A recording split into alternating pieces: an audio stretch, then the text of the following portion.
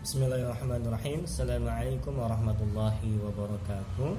Baik sahabat semuanya, setelah sebelumnya kita sudah membahas terkait dengan makhrajul huruf, maka sekarang kita akan membahas tentang sifatul huruf.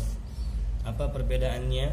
Jadi kalau makhraj huruf itu hanya tempat mengeluarkan hurufnya, sedangkan sifat-sifat huruf itu adalah cara mengeluarkan huruf tersebut dari makhrajnya. Nah, jadi seseorang dikatakan dia fasih ketika membaca Al-Quran atau melafazkan huruf-huruf hijaiyah. Nah, itu karena terpenuhi dari dua hal. Yang pertama sifat makhrijul huruf, yang kedua sifatul hurufnya. Nah, apa saja sifat huruf itu? Nah, jadi secara umum sifat huruf nanti ada dua bagian. Yang pertama yang memiliki lawan, yang keduanya tidak memiliki lawan.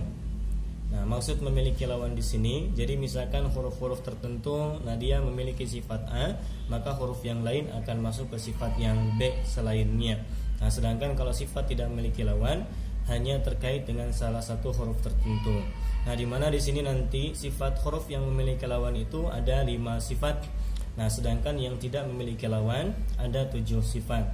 Nah, jadi masing-masing huruf itu paling tidak dia akan memiliki 5 sifat huruf. Jadi ada yang punya 5 sifat, ada yang 6 sifat, yang paling banyak adalah 7 sifat huruf. Nah, kita mulai dari yang pertama. Nah, mengenai sifatul huruf yang memiliki lawan. Nah, sifat huruf ini ketika kita akan mengucapkan huruf-huruf tertentu, maka harus memenuhi syarat berikut.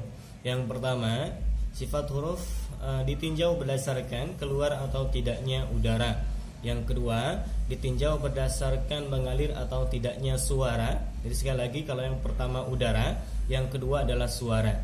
Nah, yang ketiganya terangkat atau tidaknya lisan. Sehingga efek dari sifat yang ketiga ini, ketika huruf-huruf yang lisannya terangkat ke langit-langit mulut, atau ke langit-langit mulut bagian atas, nah itu ketika dia berharakat fathah akan berbunyi O. Nah, seperti ko, kho, go misalkan, dan nanti huruf-huruf yang lain. Nah, yang keempat ditinjau berdasarkan melekat atau tidaknya lidah ke langit-langit mulut, sehingga nanti sifat tebalnya, tafkhimnya itu lebih tebal daripada yang lain. Nah, sedangkan yang kelima, sifat huruf yang ditinjau berdasarkan susah atau mudahnya dia ketika diucapkan. Maksud mudah itu, jadi hanya membutuhkan satu gerakan ketika posisi mulut tertutup, sehingga menyebutkan huruf tersebut. Sedangkan yang dimaksud susah dalam mengeluarkannya membutuhkan lebih dari satu gerakan, bisa 2, 3 atau bahkan beberapa kali. Nah, yang pertama, itu adalah ditinjau berdasarkan keluar atau tidaknya udara. Nah, itu namanya al-hams. Nah, al-hams lawan katanya atau lawan sifatnya adalah al-jahr. Jadi al-hams ini huruf-huruf yang harus mengeluarkan udara. Hurufnya ada 10, yaitu fa, ha, sa, ha, sya, kha, sa, sakata. Atau supaya mudahnya nanti akan diberikan gambar atau tulisan rangkaian hurufnya. Jadi bunyikan, dirangkaikan sebuah kalimat di sifat al-hams ini menjadi hafsah, syusakh, sakit. Nah, sekali lagi ada 10 hurufnya di al-hams, yaitu hafsah, syusakh, sakit. Jadi ada 10 huruf.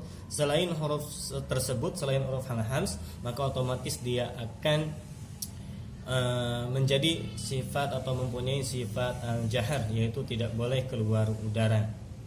Yang masuk keluar udara itu contoh misalkan di huruf fa, fa. Jadi menyebutkan huruf fa, itu harus keluar udaranya. Begitupun sifat huruf ha, tha. Nah, yang paling penting adalah di huruf kaf dengan ta, ka, ta. Jadi tidak boleh ka, ta. Apalagi ketika sukun ak, keluar udaranya bukan ak atau at, bukan at. Nah, jadi seperti itu dulu. Mungkin yang pertama terkait dengan sifatul huruf al-hams lawannya al-jahr.